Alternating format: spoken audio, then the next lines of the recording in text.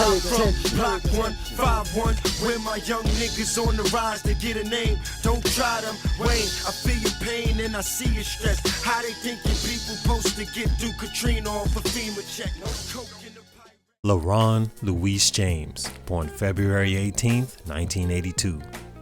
Wayne, I feel your pain and I see your stress. How they think your people supposed to get through Katrina off of FEMA checks. This was a rapper around 2006, 2007 that spoke these lyrics filled with understanding of another black man's plight, directly questioning the system, bringing awareness to a dire situation, burying a state through natural causes and lack of government attention, and wordplay that was top shelf at the time. This was JUELZ Santana's lane. Better yet, this could have been JUELZ Santana's potential. As much as we like the fly, smooth-talking ladies' man aspect he also had in his repertoire, Santana was different to me growing up because of what he showed in lines like this more than anything.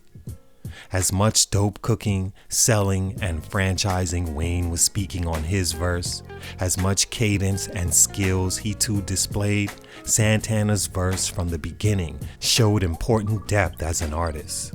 Right out the gate, he let you know that he was aware of the times, not afraid to speak on it, still made it sound cool, but in a way we could feel. And most importantly, he showed he had another level to go to that most really couldn't or didn't choose to show consistently. In 2006, JUELZ Santana was right there with Lil Wayne, neck and neck as the future of hip-hop, hence the two consistently sparring on wax, sharpening their iron against each other in friendly competition as they pushed each other to the top instead of tearing down. They were the first in hip-hop to speak about joining forces to make an album, which we see has been done and talked about ever since. I waited on I Can't Feel My Face. I waited on the Reagan era. I waited on JUELZ to finally step out of the shadows he played to perfection and become a top artist in hip-hop. He was clean cut, had respect in the streets, the look for the times, similar to what you would say Lil Uzi or Young Thug or even King Von have in today's era, but cooler and more respected. He could rhyme with the best of them, and in a time where your lyrics were important, he was a new breath of fresh air to what his mentor and leader Cameron had started. It was crazy the similarities he and Cameron shared, so much so that many thought they were related. Difference is, Santana was young. Santana was a better lyricist. He was liked and was in line through label backing, industry connects, no beefs with top dogs personally, and had what it took to translate two eras after him. In 2021, JUELZ Santana has done none of that. While Lil Wayne shot out the gate in 2007, becoming one of hip-hop's brightest stars ever, creating a generation of his offspring, moved to a lane of stardom and etched his name in the history books, JUELZ Santana, who had one of the dopest hip-hop names ever by the way, is forgotten, left far behind, and never moved from the same spot he was in 2007. Only difference, the buzz has long faded. He hasn't put out an album since the 2005 release of What the Game's Been Missing and faded to the background, only popping out for the internet to clown his teeth or headiness getting caught with weapons at the airport and serving prison time at 38 years old. Here is why I think JUELZ Santana's growth was stunted when he could have been the GOAT. It's your boy JC Stunted Growth. I should get it, man.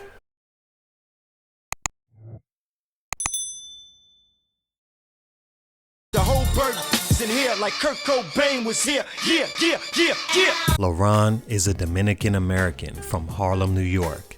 He began rapping at 5 years old and was performing at the Apollo by age 12 and caught the eye of Harlem legend and one of the biggest hip-hop acts in 1998, Cameron, when Santana was just 15 years old. Cameron featured him on his 2000 release SDE on songs like Double Up and All the Chickens, and the rest was history. From then, everyone wanted to know more about Santana, as Cameron made him a part of the legendary Diplomats, along with Jim Jones and Freaky Zeke.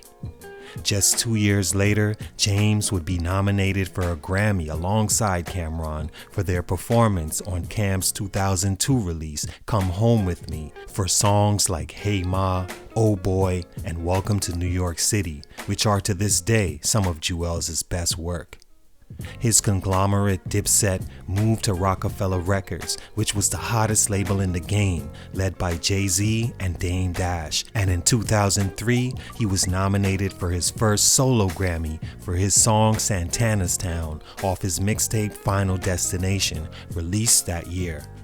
As Cam was in position to become a boss alongside Sean Carter, JUELZ was in position to be Cam or Jay's successor, depending on which lane he wanted to take.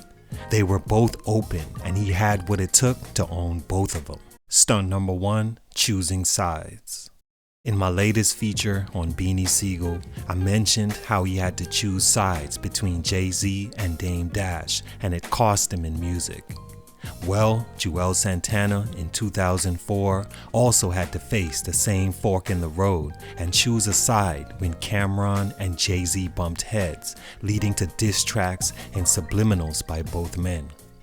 While Jay-Z was on vacation in 2002, Dame Dash had allegedly made Cam'ron vice president of Rockefeller, to which Jay-Z disagreed and began the disruption of what could have been the greatest music label of all time and the uprootal of a young artist full of potential in Santana, who was now faced with the question of who he wanted to run with. Jay and Dame sold their interest in the hip-hop juggernaut to Def Jam in 2004, to which Jay-Z was then made president. Cam'ron decided to roll with his friend Dame Dash, and it was expected that JUELZ, his protege, would roll too. Imagine that, right before JUELZ had even had time to use his backing of Jay-Z, Cam'ron, Dame Dash, and Def Jam all together, things crumbled. This backing, along with Santana's skills, could have catapulted him far past Lil Wayne, who was still trying to find his footage at the time, but eventually took over soon after. JUELZ was supposed to have done that, and this was a huge reason he didn't. With Cam'ron's sort of blessing, Santana re-signed with Def Jam in 2005, where he released his second album, What the Game's Been Missing, which eventually went gold behind Billboard charting singles like Mic Check, There It Go, Oh Yes. Drop that! Let's go, JUELZ! Okay, get up, get up. Dipset, JUELZ Santana. Heatmakers. I think this is the one right here. Come on, get up. He's moving again. And a #1 song in the country featured on Chris Brown's Run It that solidified JUELZ as the best young rapper in the game that had a mainstream edge, swagger, and personality the youth could champion. Riffs between Jay and Cam got stiff when Cam began dissing Jay directly on songs like the 2006 You Gotta Love It release, to Jay responding on his Kingdom Come album with lines like "Some ask me, why you don't get at old boy? Why kill the puppet, leave Geppetto alive?" Or it's like the disciples dissing Jesus, becoming his rivals, the one thing they owe their life to. The feud was on full blast, and Santana was caught directly in the middle. No longer could Jay fully back him, and as long as he was over at Def Jam still, no longer could Cam. Stunt number 2, stuck between a rock and a hard place. The choosing of sides didn't fully end for JUELZ, who was still property contractually of Cam'ron, but releasing music under Jay-Z and Def Jam. In this position, Cam'ron decided to wash his hands with JUELZ, in large part to his beef with Jay-Z and slightly feeling like JUELZ's middle-of-the-road role and not taking a full stand with him going at Jay-Z wasn't the brotherhood they built. Around this same time, Cam'ron begins to beef with another heavyweight in the game at the time in 50 Cent. Listen, let me explain something to you. I'm saying to you, I got projects over there. I just signed off to. Right. I just let him do that deal. Hey, where's the portion of your success? How much more you base on? Well, Lloyd Banks is at 300,000. And he's on the major, and Jim is at 300,000. Right. And that's great for Jimmy, but Jimmy's not, let's look. That's great for Jimmy. This year. You're not going to be, you right, cause a whole different situation. Watch Curtis, how much did let's not make it a different situation. The two, through a Hot 97 and an Alan Grunblatt interview, got on the phone and had words that led to diss tracks being put out, which was another situation that hindered JUELZ's reach in the game. Cameron decides to fall back from music in the upcoming years after his feud with Sean Carter and 50 Cent, leaving Jim Jones and JUELZ to fly the bird high, as Santana says. While this is happening, Cam's also doing interviews and saying that JUELZ was a dope fiend, addicted to sipping lean and smoking too much, to which he couldn't be around. JUELZ and Jim Jones felt abandoned by Cameron at this point, all while trying to keep their own careers afloat. They began to align themselves with 50 Cent, even coming out and performing with him amidst the beef with Cameron in 2008. Cam saw this as disrespect and no longer wanted any parts of JUELZ. He reportedly sold Santana's contract to Def Jam, and JUELZ began working on his next album, Born to Lose, Built to Win, which would never release, mainly because of so many feuds outside and within the camp that caused fans to grow tired of it all and focus on other artists like Lil Wayne, who was building his own wave that would eventually drown the music industry. JUELZ was stuck in too many choosing positions where he couldn't speak on either side freely, and led to his music having no real direction nor backing from two of the game's biggest stars, Jay and Cam. Some fans also didn't like his alliance with 50 Cent over Cameron, seeing it as disloyal. On top of that, Cam was painting an unfavorable picture of Santana as a lazy drug addict that he's already released, so he should fly high, but couldn't do it without him. This all but ended JUELZ Santana, who was now faced with reinventing himself in order to survive. Stunt number 3, he couldn't reinvent himself.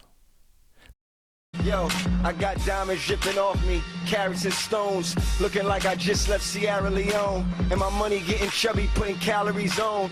You fools just carrying on. The third and final stunt in the growth of JUELZ Santana is because he couldn't reinvent himself after his music world had crumbled from inside out. In my opinion, it's because being in the shadows for so long, since 15 years old, Santana never really learned how to be the first option, so to speak. He never got the chance to show what it took after learning from seeing how Cam or Jay-Z or even 50 Cent were moving. When he had his chance, no one really cared. The luster of Dipset, as well as Jay's backing of Def Jam, was gone after Jay stepped away from that situation and Cam distanced himself. He tried to launch his own group, Skull Gang, which never took off and showed that JUELZ was better off playing a sidekick role instead of franchise player.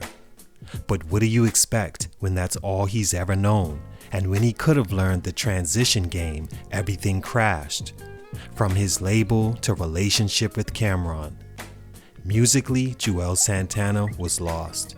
He began appearing on shows like Love and Hip Hop and began to work on a mixtape called God Willin', which released in 2013 but never really took off either, because of some saying JUELZ wasn't focused or working hard enough for it to. And this was an important time for Santana. The entire industry was waiting on new music from JUELZ, and it finally looked like he was back in the fold.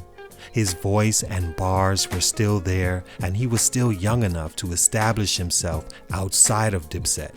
But his work ethic, making music, and using his industry contacts lacked and caused him his final chance. Like, why didn't he use Lil Wayne more in those times, being that everything Wayne touched was gold, and he had Nicki and Drake who were on fire? Where was JUELZ at this time? A huge loss of opportunity for him, And many think it's because he wasn't working hard enough, or maybe didn't have what it took to reinvent himself outside the shadows like many thought he had the potential to do back in the early 2000s. He's been dealing with legal issues in the midst of this quest, beginning in 2011 and ending in 2018, where he was convicted of a weapons charge for being caught with a gun in the airport along with oxy pills. He was sentenced to 27 months and began serving his time in 2019 and was released in 2020 after serving 17 months. All in all, it's been 20 years since the rap game was introduced to JUELZ Santana. He had the potential to be bigger than guys like Cameron, Lil Wayne, and some even say Jay-Z, simply off talent, personality, clean-cut, fresh look, and industry backing. But he fell levels short of that, mainly because he had too much breakdowns in his foundation, and most of it he had nothing to do with. He still had a chance to make a comeback, but wasn't in the right state mentally or musically for whatever reason, and he couldn't get it done. He's released 2 studio albums in that span, and to this day still has a sound we've never and probably won't ever hear again. Santana was that dude. Unfortunately, for these reasons, his growth was stunted. It's your boy JC, Stunted Growth. I'm out. Call my bird, call my broad, ever sent up. Call my niggas, call my squad, ever. Yeah, I see the town, I like it. See some niggas getting money in the town, I like it.